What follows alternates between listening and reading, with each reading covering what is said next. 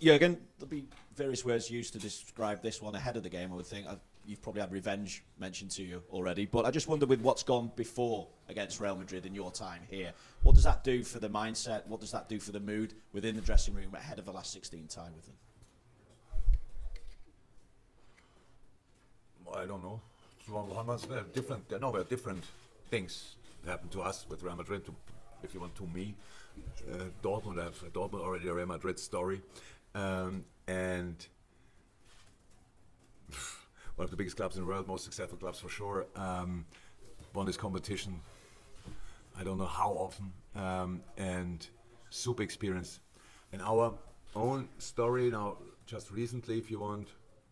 So we played this final in Paris, and I didn't watch it back since then until this weekend. So the thing I realized immediately, now I know why I didn't watch it back. So, but I had to.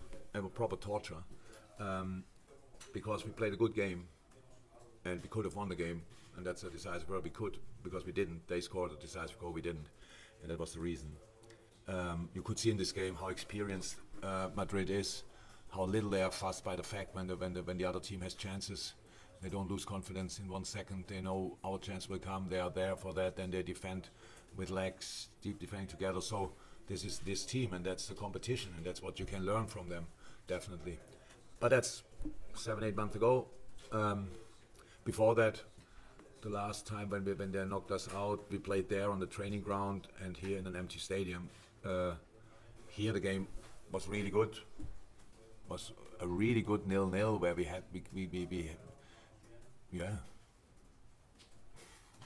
let them run. Let me say it like this: we let them work hard for the money, and that was good. But this is now different teams, same clubs, different teams, different times, and so there's a history. In the last few years, one of us was kind of always in the final. That's how it feels, at least. And usually, if you want to go to the final, it's always you have to kick us out or them. This time we play each other, so let's see who can go through. Just taking team news, how's Darwin? Any chance that he'll be available to play? There's a chance. From all the possible scenarios, apart from being absolutely nothing, that's not the case. We have to see how he can deal with the pain, and when we know that, we have to make a decision. Tom? Yeah, obviously it is different teams and whatever, but you've got the feeling that you've wanted to play Real Madrid at a full Anfield since 2018, since you lost to them in the final, for them to actually come here and your team to be absolutely firing against them. Yeah, if that would be a one-leg game, just at home against Real Madrid, I would exactly say that. But I cannot. I played in a full Bernabeu as well, and that's a pretty impressive audience as well. Let me say it like this. So that will help, hopefully, tomorrow night. And I know how people will give their absolute everything. I can't wait to play the game, really. But going down to the Bernabeu is a tough place as well to go. So they turned around a lot of things. So and we don't even have a lead yet. So that will be really hardest work. But who cares? It's Champions League, and it's how I said, it's one of the biggest games in the world. At least one of the biggest games I ever heard about. And with the recent history with one of us in the final, blah blah blah, and quite successful in the competition, difficult to play against.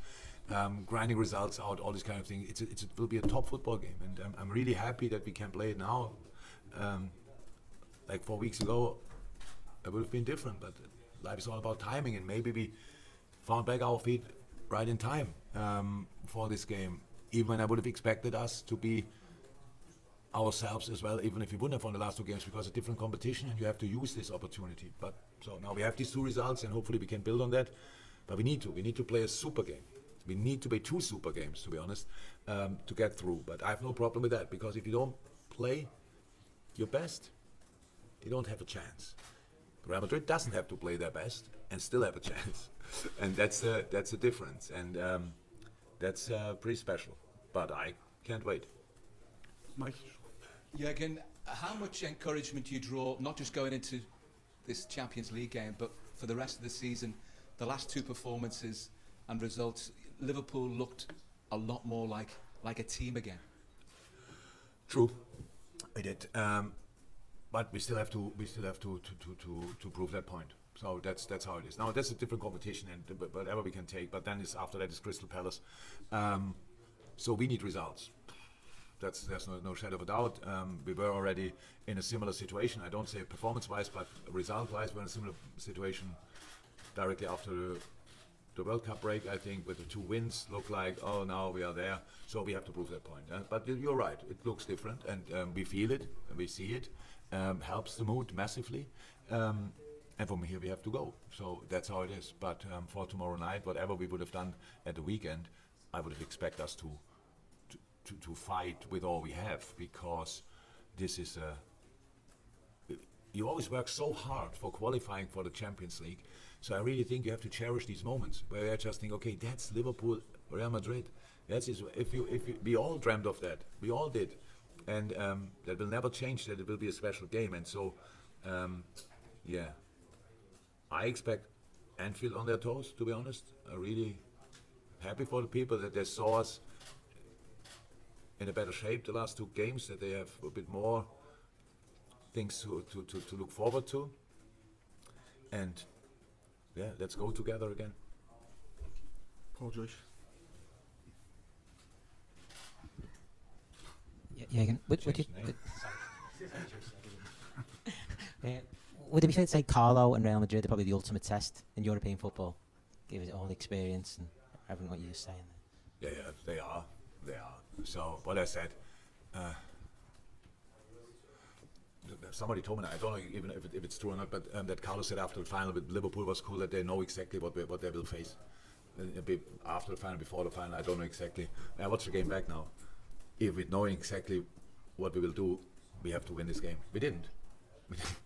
For the one reason that we didn't score and conceded. But apart from that, we should have won this game. But Carlo is the most relaxed manager I ever met in my life. One of the best people you can meet. Fantastic person, a humble person, super smart and nice. And obviously his man management is a completely different level to all of us. And I respect that a lot, I admire it a lot. And so, yes, with this world-class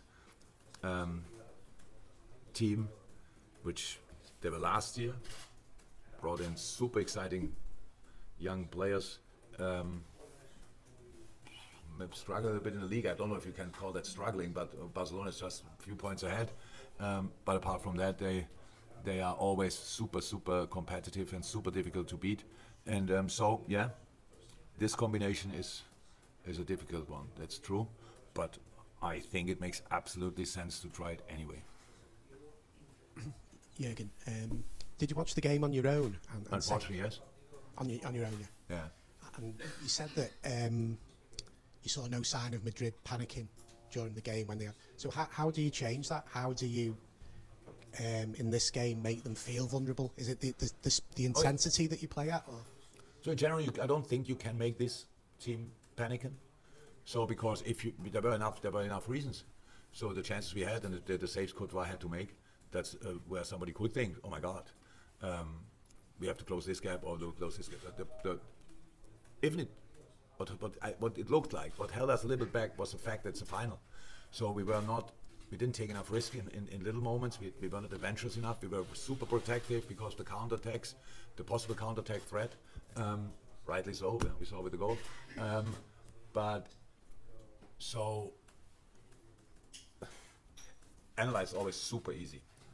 Because especially with a year later, you can tell, oh, here we could pass this ball, and here if we pass that ball. But it was a little bit, when I watched it back, it was a little bit of feeling. So here and there, the extra spark, and we could have made this thing. But again, it's Real Madrid, and we cannot play this game without respect and just say, who cares, white shirts and the badge on the shirt.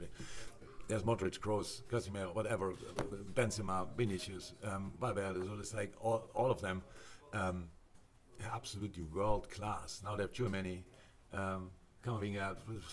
It's just it's a really well set up team. So and that's why it's so difficult. But it doesn't mean it's not possible. So we tried it in a final, but in the rounds before when they played City and PSG, I think both games looked definitely like game over, and it wasn't. And that's their quality. And if you win the competition, some of their players won it 5 times. Yeah. yeah, they probably think you own the competition, and they're probably right. I'm not sure, but we do still want to give it a try. We've got a lot of hands up. We won't get through everyone, so I apologise for that. But if we can go to the gentleman in the red, please. Jürgen, I believe you have been following what's happening to Vinicius in Spain, the constant abuse towards him. No. You're not? No. Okay. Some people say that what's happening, there is a factor that an aspect of his game is sometimes provocative, that creates some reaction. And you have faced Vinicius in Real Madrid 3 times. I wonder if you have ever noticed any provocative behavior from him? I know, I understood the question. That he's doing something on the pitch which could cause, what kind of things happen to So racist? people are, yeah, most of the time, There's yes. nothing in the world who could Exactly. justify that. Exactly. Whatever he's doing on the pitch, I don't know, but it would be nothing, so I don't think. Imagine I would say, yes, this part of his game could cause, that's completely insane. No, nothing. As far as I know, he's a world-class player. You should not leave him a lot in 1-1 situations or alone. He was that night with a really young age. Didn't get fussed by the way the game went, like that they were not always dominant, stuff like that. He was there in the decisive moment. I'm pretty sure that makes him already a Real Madrid legend at a very young age, and I hope he's not fussed by any idiots who say something about him. But I hear that now the first time. I don't read these kind of things, to be honest. Much appreciated. Dave Maddock.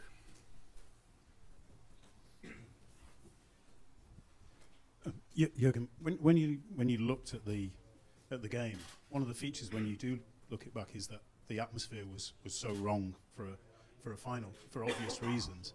And it should be a celebration, but it clearly wasn't, and that affected the whole atmosphere. I just wonder whether you feel it's important that maybe Liverpool fans get the chance to have that celebration in this game at Anfield instead. Look, I don't think we needed the Paris game to make this a special game. So that there's a normal sports spill open. So we lost the game, and that's the good thing about sport. We want to put things right, and that's what we tried. That's all. There's nothing what happened in the Paris game around was the responsibility of Real Madrid. Nothing was the responsibility of our people. But that game wouldn't have happened. This would be a massive game tomorrow night. It would be. Our people are football people, and Real Madrid is in town, and celebrate this kind of event in the best possible way, how we did it over the last years. I can't wait for them as well, so they just enjoy that. The Real Madrid fans who come here should be welcomed in the best possible way. Go out in the city, be in pubs and stuff like this, and enjoy your time here, and come to one of the most historical football places in the world. And enjoy yourself. So that's right. And then 2 top teams face each other. So I can't see why the Paris final should be a reason to enjoy it more. I don't know. But I think we spoke enough about the Paris final, about things what happened there, and you're right, the atmosphere, I watch it back, but I watch football games without sound. So I cannot say anything about the atmosphere in that moment. But as I said, I heard a lot, and the mood people arrived in the stadium after making it into the stadium was absolutely not for watching a football game in the end. And so that's why this day should have been completely different. So, but we all know that. Last one, since gentleman behind the row. ¿Qué tal, Jürgen? Buenas tardes. Buenas tardes. Mi pregunta es sobre Vinicius. Se ha enfrentado a ustedes 3 veces, se ha marcado 3 goles. Quería saber, ya ha comentado que el Madrid tiene muchos grandes jugadores, pero si tiene para mañana un plan especial para defenderle, viendo que es el futbolista más desequilibrante.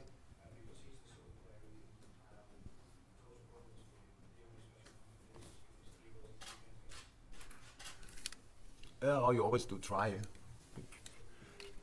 You try to deny passes to them, but the problem what we have is a little bit like if you can defend Vinicius properly, then there's Benzema. If you can defend him as well properly, then there's Valverde or Rodrigo or whoever. if you can defend all three, then Toni Kroos fires the ball from 25 yards in the far corner. Luka Modric has an idea and goes through. That's the too many picks up a ball and fires it from 25 yards or arrives in the box and heads it in. So that's how it is with world-class teams. They have world-class players, and you have to defend them collectively, and that's what we will try.